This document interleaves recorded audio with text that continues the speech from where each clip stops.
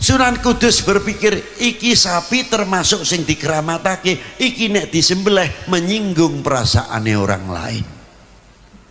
Priye carane? Makane sapine dituntun nang ngarep langgare Sunan Kudus. Kanjeng Sunan Kudus membacakan satu kalimah ing dados sanepa, sehingga wong Kudus nganti sakniki ora wani nyembelih sapi. Ana wong Kudus ora?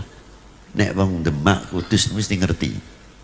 Nek apa nyembelih sapi nek ora nang Pati nang Rembang ora wani. Subhanallah, nek nyembelih sapi ten daerah Kudus niki apese kuwi ana bae. Apa ya Beb? Ya coba bae. Ngantos sakniki. Sak kiyaine ora wani. Ibate. Ana mawon ilo-ilone niku.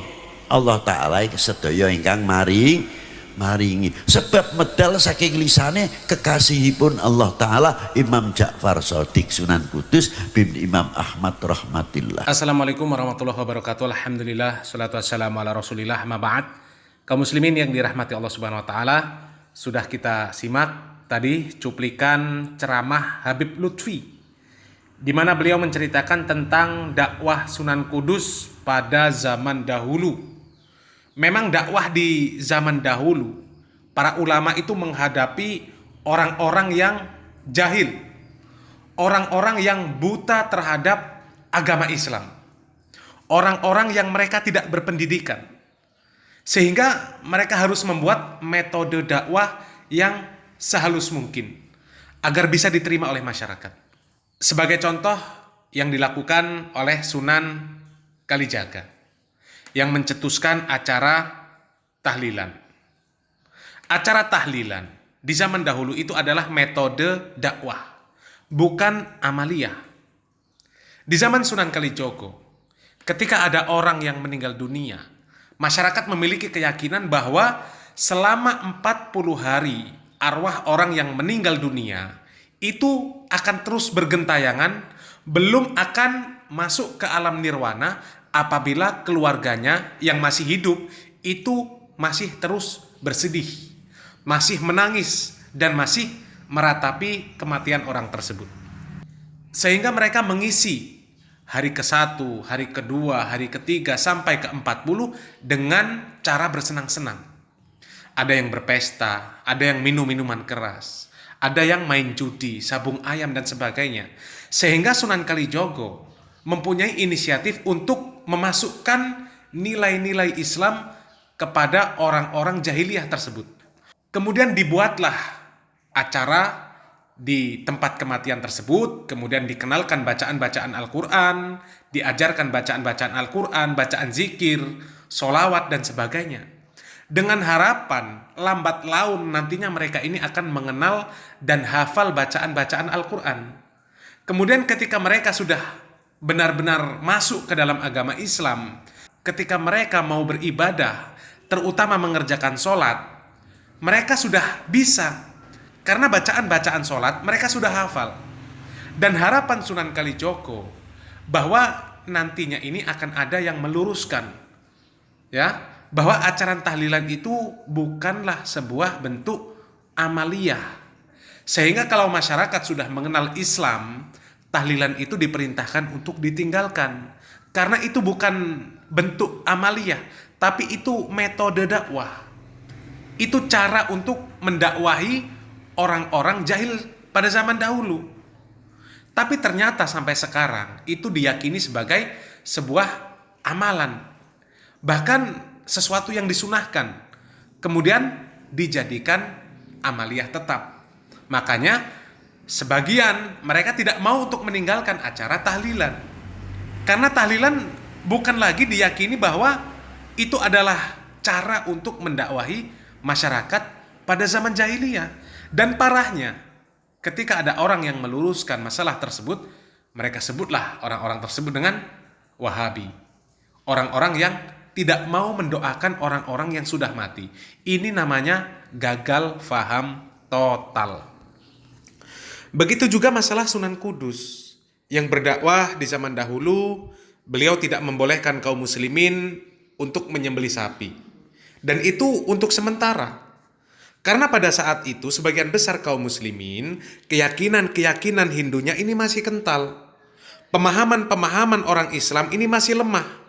Sehingga pada saat itu diperlukan cara yang sangat halus untuk mendakwahi mereka. Dan sekaligus untuk mengambil hati masyarakat yang masih menganut agama Hindu. Yang menganggap bahwa sapi itu adalah hewan yang disucikan. Bahkan dianggap sebagai ibunya semua dewa.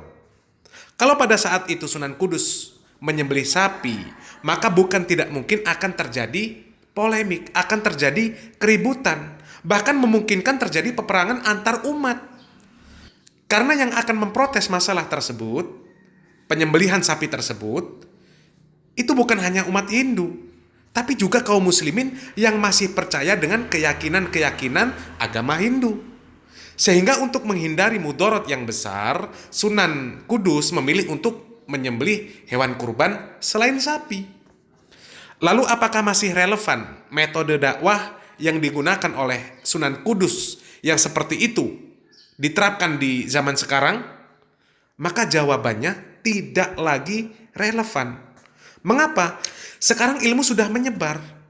Bahkan sekarang ketika Idul Adha, penyembelihan hewan kurban khususnya sapi, ini disiarkan di televisi-televisi, diupload di YouTube, di Facebook, dan berbagai macam sosial media.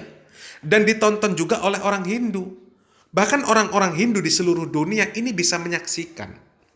Sehingga tujuan, hikmah, cara berdakwah dengan tidak menyembelih sapi pada saat itu, karena takut menyinggung umat Hindu, itu tidak bisa dipakai lagi. Tidak bisa dipakai lagi untuk sekarang. Dan metode dakwah Sunan Kudus tersebut tidak ada hubungannya, tidak ada kaitannya dengan keyakinan-keyakinan khurafat seperti yang disampaikan oleh Habib Lutfi. Kalau berani menyembelih sapi di daerah Kudus, pasti ada saja halangan atau musibah yang akan menimpa. Itu namanya khurafat. Itu namanya khurafat. Umat muslim haram mempercayai keyakinan-keyakinan seperti itu. Sapi itu hewan kurban, halal dimakan. Jelas. Di Masjidil Haram saja, di Mekkah, tanah suci, boleh menyembelih sapi. Mana mungkin kemudian di Kudus tidak diperbolehkan? Itu aneh. Itu aneh. Apalagi itu masuk ke wilayah Indonesia yang mayoritas umat muslim. Orang babi saja yang haram. Orang-orang Hindu, orang-orang kafir, mereka terang-terangan memakan babi. Tidak takut menyinggung orang muslim. Lalu kenapa kita yang muslim takut menyembelih sapi karena takut menyinggung orang lain, umat beragama lain? Itu sangat tidak relevan. Kemudian melarang menyembelih sapi di tanah Kudus. Kemudian meyakini kalau menyembelih sapi di tanah Kudus itu pasti akan ada saja musibah yang datang. Maka dikhawatirkan keyakinan-keyakinan yang seperti itu jatuh kepada perkara mengharamkan sesuatu yang Allah halalkan. Sapi halal, bisa disembelih di mana saja, terutama di hari Idul Adha. Lalu bagaimana kalau ada cerita-cerita orang yang kemudian terbukti orang yang menyembelih sapi di Kudus ternyata benar-benar tertimpa musibah? Itu artinya adalah istidraj. Agar orang semakin tersesat di dalam keyakinan-keyakinan yang sesat seperti itu. Solusinya bagaimana? Solusinya belajar ilmu tauhid. Kuatkan tauhid. Masa seorang muslim percaya dengan keyakinan-keyakinan yang khurafat seperti itu? Memalukan sekali. Rasulullah SAW saja mengajarkan kepada kita untuk mengucapkan Bismillahilladzi la yadhurru ma'asmihi syai'un fil ardi wala fis sama' wa huwas samiul alim. Yakin bahwasanya dengan nama Allah tidak akan ada sesuatu yang ada di langit maupun di bumi yang dapat memberikan mudarat kecuali atas izin Allah.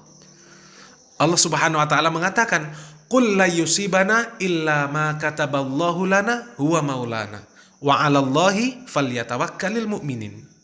Katakanlah, sekali-kali tidak akan menimpa kami melainkan apa yang telah ditetapkan oleh Allah untuk kami. Dan dialah pelindung kami. Dan hanya kepada Allah lah orang-orang yang beriman harus bertawakal. Jadi masyarakat Kudus jangan takut lagi untuk menyembelih sapi. Bismillah. Itu hewan kurban. Apalagi sebentar lagi kita akan menyambut hari raya Idul Adha. Masa mereka berani memakan babi terang-terangan? Anda yang muslim takut untuk menyembelih sapi yang jelas-jelas Allah halalkan. Bismillah. Bismillahi tawakkaltu 'ala Allah. Bertawakal hanya kepada Allah. Mudah-mudahan yang sedikit ini bermanfaat. Barakallahu fikum. Wassalamualaikum warahmatullahi wabarakatuh.